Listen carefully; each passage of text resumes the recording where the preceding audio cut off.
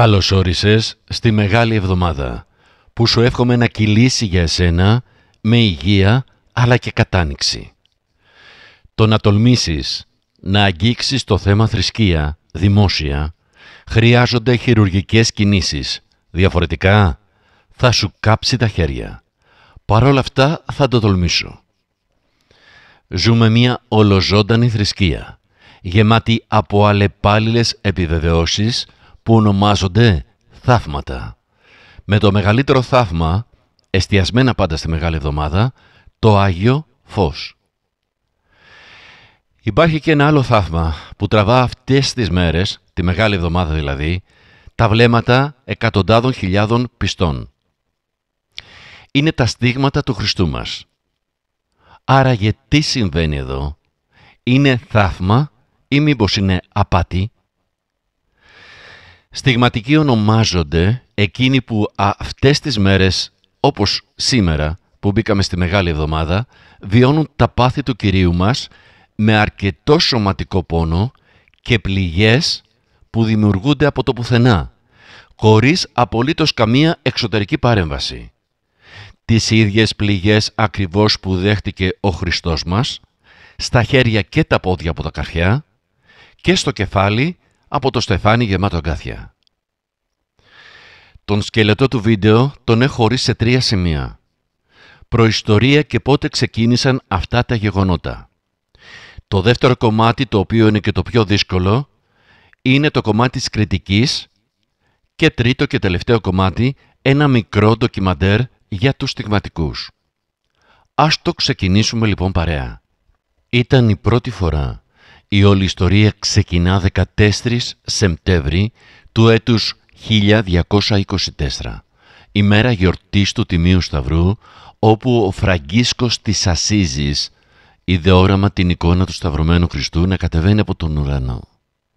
Όταν το όραμα έσβησε, εμφανίστηκαν στο σώμα του οι πληγές από τα καρφιά του Ιησού Χριστού, όπως επίσης και τραύμα από τη λόγχη. Σε ορισμένες φάσεις της ζωής του προσπάθησε να απαλλαγεί από αυτά επειδή ο πόνος ήταν αφόρητος. Κανένας γιατρός δεν μπόρεσε να κάνει το παραμικρό και τον ακολούθησαν μέχρι το τέλος της ζωής του, όπου και αγίασε. Ιταλία, έτος 1931. Ο πατέρας Πίο εμφάνισε αυτά τα σημάδια που τον ακολούθησαν μέχρι το τέλος της ζωής του. Κατηγορήθηκε από τον Σέντζιο Λουζάτο ότι τα δημιουργούσε μόνος του με οξύ. Όμως ήταν τόσες πολλές οι μαρτυρίες αυτοπτών μαρτύρων που ανήκαν σε κλήρο αλλά και σε πιστούς, που στο τέλος κανείς δεν του έδωσε σημασία. Γερμανία, έτος 1922. Η Τερέις Νόιμαν μένει παράλυτη από ατύχημα. Αποφασίζει λοιπόν να στραφεί στο Θεό και το 1926 εμφανίζονται τα στίγματα του Χριστού στα χέρια και στα πόδια της.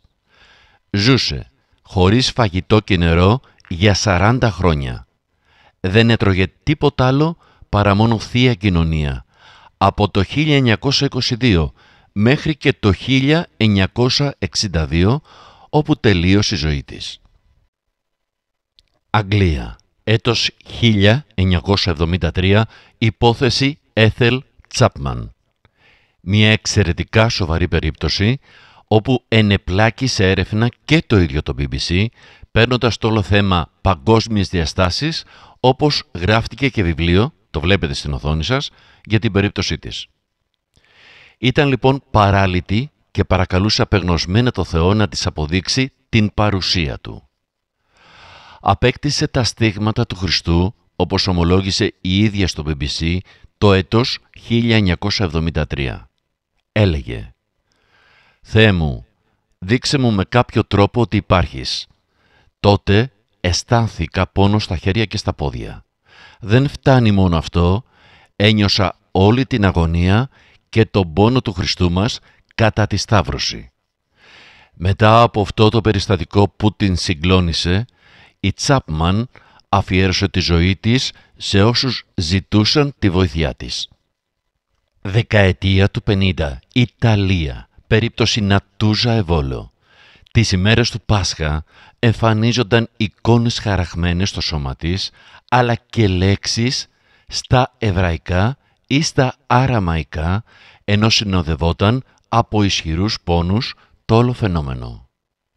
Καναδάς, έτος 1908, περίπτωση Μαρέρο Σεφερών. Από μικρή ηλικία 6 μόλις ετών, είχε οράματα με τον Χριστό. Είχε τα σημάδια του Χριστού σε χέρια, σε πόδια, σε πλευρά, ενώ στο κεφάλι της είχε το περίγραμμα από το αγκάθινο στεφάνι. Μία μέρα λοιπόν ρώτησε τον Χριστό πότε θα πεθάνει και της είπε σε 7 χρόνια από σήμερα. Και όντως έγινε πραγματικότητα. Πέθανε σε ηλικία 33 ετών, όχι στον Καναδά, αλλά στην Αμερική. Τυχαίο άραγε και αυτό, αν σκεφτούμε ότι και ο Χριστός μας αναλήφθηκε στα 33 του χρόνια. Έτος 1947, Ηνωμένες Πολιτείες Αμερικής, Καλιφόρνια, περίπτωση Κόρα Evans. Από ηλικία 3 ετών είχε οράματα με τον Χριστό, ενώ σε ένα από τα οράματά της ισχυρίζεται ότι την ρώτησε εάν θέλει να την πάρει μαζί του στην αιωνιότητα ή να μείνει στη γη. Εκείνη αποφάσισε να μείνει στη γη και εκεί σε αυτό το σημείο ακριβώς ξεκίνησαν τα σημάδια του Χριστού, στις παλάμες και στο κεφάλι της. Φτάσαμε λοιπόν στο δεύτερο αλλά κρισιμότερο σημείο του βίντεο, που είναι τα αποτελέσματα της έρευνας. Σίγουρα σου έκανε εντύπωση ότι όλα τα περιστατικά προέρχονται από χώρες εκτός Ορθοδοξίας, τους Καθολικούς. Με κοινό πιστεύω όμως τον Χριστό μας. Επειδή εγώ όμως δεν είμαι Καθολικός, αλλά Ορθόδοξος, βάρος και πρώτη προτεραιότητα αποκτά για μένα το τι θα πει η Ορθοδοξία. Οπότε θα ξεκινήσω από εκεί. Εδώ χρησιμοποιήθηκε το εργαλείο της τεχνητής νοημοσύνης για να πάρω τις απαντήσεις από το διαδίκτυο. Κάτι που το μοιράζομαι μαζί σου και το βλέπεις ήδη να τρέχει ζωντανά στην οθόνη σου. Η Ορθοδοξία μας αντιμετωπίζει τα φαινόμενα των στιγματικών με αρκετό σκεπτικισμό. Ούτε απορρίπτει, αλλά ούτε και τα δέχεται.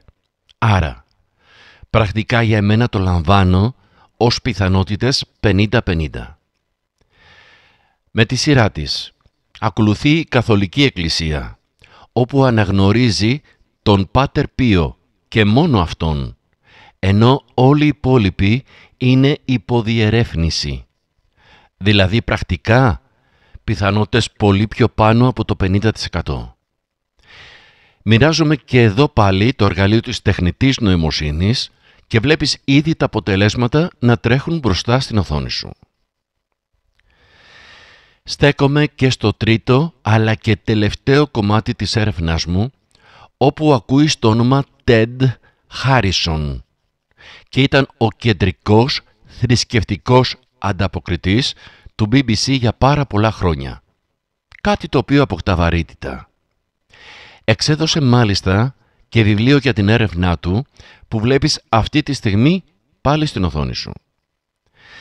Σύμφωνα με την έρευνα, το φαινόμενο ξεκινά από το 1224.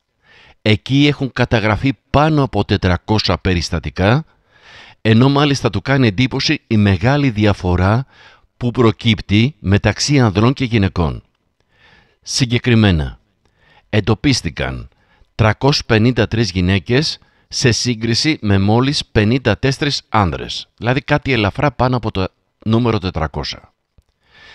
Να επέμβω κι εγώ με τη σειρά μου σε αυτό το σημείο, να πω ότι προσωπικά πιθανολογώ ότι είναι χιλιάδες τα άτομα αυτά. Απλά η κοινωνική κατακραυγή και ο φόβος της τάμπας του γραφικού σίγουρα πνίγει πολλές τέτοιες περιπτώσεις. Μεγάλη εντύπωση λοιπόν στον Ted Harrison, τον ανταποκριτή του BBC, έκανε κάτι από την Ιταλία. Μία Ιταλίδα ονόματι Ντομίνικο Μπιάνκο, όπου βιντεοσκοπήθηκε παρουσία πολλών και υπό την επίβλεψη του Ιταλού ψυχοθεραπευτή Μάρκο Μαν να δημιουργούνται οι πληγές της ζωντανά μπροστά στην κάμερα χωρίς καμία παρέμβαση. Κατά τη γνώμη τη δική του, το φαινόμενο ανήκει σε ψυχοσωματικές καταστάσεις και σε περιπτώσεις αυθυποβολής. Κάπου εδώ λοιπόν ήρθε και το τέλος, κλείνοντάς το με ένα μικρό ντοκιμαντέρ που έγινε υπό την επίβλεψη επιστημονικής ομάδας και έρχεται από τη Συρία. Καλή συνέχεια. Η δύναμη μαζί σου. This exclusive video from Syria has rarely been seen anywhere. What you are witnessing is what many consider a supernatural phenomenon. Since the early 1980s, Maria Elakaris, known as Mirna, spontaneously began to bleed from all over her body. It happens on Good Fridays and lasts for hours. She bled from her palms, her feet, and from her side. These wounds, of course, correspond to the wounds inflicted on Jesus during the crucifixion. And those scratches on her forehead? That's where Jesus wore a crown of thorns. Mirna is experiencing the phenomenon known as stigmata. The stigmata is a phenomenon that can be traced back for centuries, that a person just suddenly has wounds appear and they start bleeding. Hal Lindsey is an author and biblical scholar. There's enough evidence that this has happened, not just now, but over the centuries, that I think it's a genuine experience. This is something that is out of the normal course of nature. It's a supernatural occurrence. The video was shot by Dr. Antoine Mansour, a Beverly Hills surgeon and clinical professor at the UCLA School of Medicine. Mansour was initially a skeptic. I'm a leader in my field, and I have a name, and I don't want to be involved in something that turns to be not real. But the doctor was fascinated by Mirna. Most of the time, she seems to be a normal young mother who dotes over her two children. But then there are the days that she suffers. A suffering whose origin and meaning are anything but normal. Dr. Mansour began to shed his initial disbelief when he saw for himself what Mirna endured. While she was walking on her way to go and have rest in her bed, the camera spotted blood coming from the forehead, gushing bright red.